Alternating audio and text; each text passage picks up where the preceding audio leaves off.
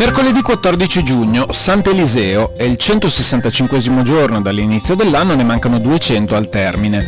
Il sole sorge alle 5:21 e tramonta alle 21:01. La luna si leva a mezzanotte e tramonta alle 9:48.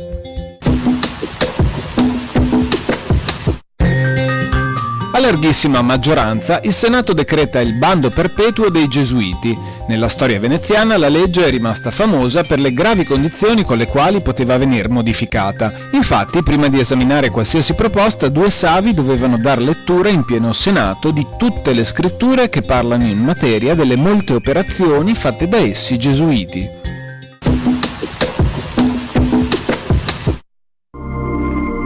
Le previsioni per domani. Alternanza di nuvole e schiarite con piovaschi, rovesci o temporali più probabilmente dal pomeriggio e che interesseranno in modo sparso la regione. Temperature in calo di notte e in aumento di giorno.